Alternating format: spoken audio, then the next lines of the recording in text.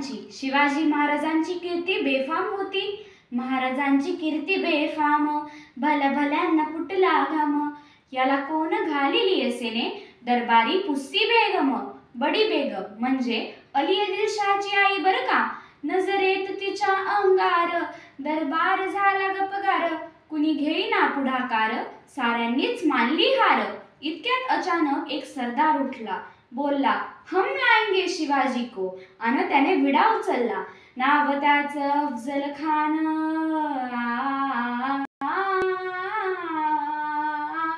नाव त्याचं अफजल खान, जिता जागता जणू सैतान।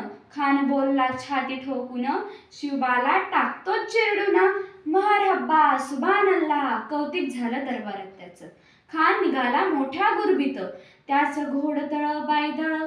फौज फाटालई बकेळ, अंगी दाहातीच बळ। पाहणारा कापे छळछळ, वाटेत ज्याला दिसेल त्याला चिरडीत ठेचीत खानाची सेना निघाली। गावं लुटली, देवळं उद्ध्वस्त केली, आया बहिणींची अब्रू लुटली। कोण कोण रोखणार हे वादळ। आता शिवबाचं काही खरं नाही। इकडं निजाम, तिकडं मुघल, पलीकडं इंग्रज, जो तो हेच बोलू लागला।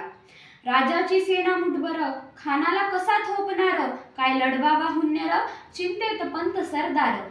महाराज, आपला जीव मोलाचा आहे। काही दिवसांसाठी आपण कुठेतरी आज्ञास्थळी निघून जावे। खानाचं सैन्य अफाट आहे, त्याच्या पुढे आपला टिकाव लागणं अवघड आहे। काय म्हणालात रायबा? मासाहेब, शिवबा केवळांचा पुत्र नाही, तर अवघ्या मराठी जनांचा स्वाभिमान आहे। आणि त्याने असं भ्याडपणे पळून जाऊन अवघ्या मराठी जनांचा स्वाभिमान गमावता कामा नये। मासाहेब, आपला पुत्र आणि अवघ्या मराठी जनांचा स्वाभिमान विजय टिळा लावूनच परत येईल। अशा वाघिणीचा त्यो छावा, अशा वाघिणीचा त्यो छावा। गनिमाला कसा ठेचावा, डोक्यात गनिमी कावा। भेटीचा धाडला सांगावा। प्रतापगडावर आमने सामने भेटीचा सांगावा खानानं हसत हसत कबूल केला।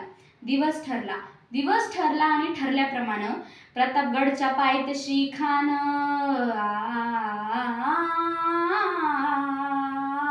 प्रतापगडच्या पायथ्याशी खान, प्रतापगडच्या पायथ्याशी खान आला बेगुमान नाही त्याला जाण। शिवाजी राजाच्या करमतीची, त्यासी नाही जाणीव शक्तीची। करील काही कल्पना युक्तीची, हजी जी जी, करील काही कल्पना युक्तीची, हजी जी जी जी जी जी। खानाच्या भेटीसाठी राजाने एक शानदार शामियाना उभारला होता। भेटीसाठी छान उभारीला नक्षीदार शामियान्याला। आणि अशा या शामियान्यात खान डौलत डुलत आला। सय्यद बंडा त्याच्या संगतीला, शिवबाच्या संगती महाला।